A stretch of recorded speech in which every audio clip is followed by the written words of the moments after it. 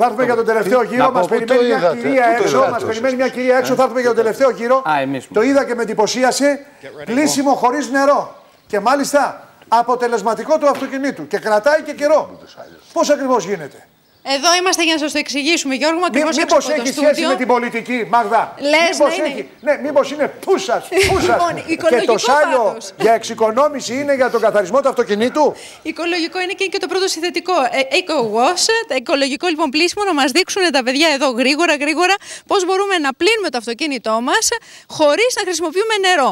Και τι ακριβώς κάνουμε? Λοιπόν, ο Δημήτρης ο Λεβίδης και ο Μπάμπης ο Ξινταράκης θα μας εξηγείτε τι κάνετε.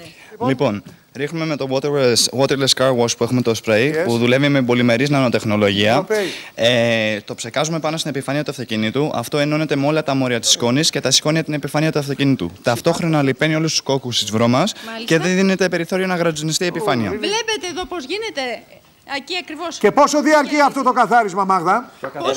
Περίπου ένα μήνα με 6 εβδομάδες. Αυτό είναι μήνυμα εκλογών, δεν είναι καθάρισμα. Και οικονομικό. Πόσο κοστίζει, να μας πείτε λιγάκι? Ξεκινάει από τα 25 ευρώ το βασικό καθαρισμό, που είναι για ένα τέτοιο μέγεθος αυτοκινήτου, και συμπεριλαμβάνει όλες τις εξωτερικές επιφάνειες. Και το ωραίο είναι ότι δεν φέρνουμε το αυτοκίνητο εκεί που είσαστε εσείς, ερχόσαστε εσείς εκεί που έχουμε το αυτοκίνητό μας. Ακριβώς, στο χώρο σας, στην εργασία σας, στο σπίτι, όπου θέλετε, ερχόμαστε. Είναι 25 ευρώ ή 25 ευρώ το minimum? 25 ευρώ το minimum. Για ένα τέτοιο αυτοκίνητο μεσαίου μεγέθους. Και φτάνει μέχρι πόσο, ρε Μάγδα? Είναι πούλμαν, τα φέρνει πολύ. Μέχρι 160 ευρώ συνολικά, γιατί υπάρχουν πάρα πολλά προϊόντα, όπως μου εξηγούσαν εδώ τα παιδιά, ειδικά για καθίσματα, για δερμάτινα καθίσματα, μέσα για ζάντες. Και έχουμε και τον κύριο Κάρη, ο οποίος. Θα τη βάζει ένα πολιτικό, θέλω να κάνει απολύμανση μετά. Κατάλαβες? Το στέλνεις, έρχεσαι αυτός. Είμαστε Car Spa, κύριε Παπαδάκη. Είσαστε? Είμαστε Car Spa. Spa για τα αυτοκίνητα. Είμαστε Ευρωπαίοι. Από το Α έως το Ω. Μέχρι και βιολογικό καθαρισμό κάνουμε. Είμαστε εταιρεία franchise. Όλα τα παιδιά που είναι εδώ σήμερα είναι franchisees της εταιρείας.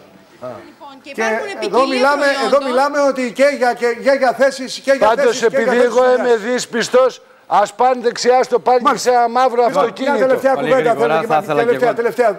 Λοιπόν, είμαστε την επομένη των εκλογών και σημασία έχει τα επόμενα βήματα των κομμάτων. Ο κ. Παπανδρέου έβαλε ένα στόχο. Η πρώτη νίκη, η πρώτη ανατροπή. Και το πέτυχε. Και είπε ψηλά τα μανίκια και δουλειά. Αυτή είναι η δική μας δέσμευση. Ο κ. Καραμάλης είπε επανίδρυση του κράτους. Βρήκε ένα κράτος σε κακό χάλι και από εμάς είναι γεγονός και το έκανε ακόμα χειρότερο. Το τσάκισε. Και δεύτερον είπε ότι θα βελτιώσουμε τις συμπεριφορές μας. Εδώ χρειάζεται ανατροπές και κυρίως στο οικονομικό και κοινωνικό πεδίο. Αυτό ζητά ο κόσμος. Δεν πήρε το μήνυμα. Αυτή είναι η αλήθεια. Από τον κύριο Βαρβιζιώτη, δύο κουβέντες. Για μας πρέπει να κάνουμε με πολύ μεγαλύτερη αποτελεσματικότητα, με πολύ μεγαλύτερη συνέπεια τη δουλειά μας. Αυτό νομίζω είναι το μήνυμα. Και να γίνουμε και πιο σεμνοί και πιο ταπεινοί και πιο ουσιαστικοί και πιο αποτελεσματικοί. Μπορεί να γίνεται πρώτα και μετά το ποιο το βλέπουμε. Κύριε Παπαδάκη, εγώ θέλω να πω ένα μεγάλο ευχαριστώ σε όλους αυτούς που μας τίμησαν χθες με την εμπιστοσύνη τους και να τους πω ότι θα κάνουμε ό,τι μπορούμε για να τους κάνουμε υπερήφανους για την επιλογή τους. Να σας ευχηθώ και εγώ με ένα πόνο για το γάμο. Ευχαριστώ πολύ. Που σας νοιάζει μετά να το συνηθίσετε. Κύριε Παναγιώτη.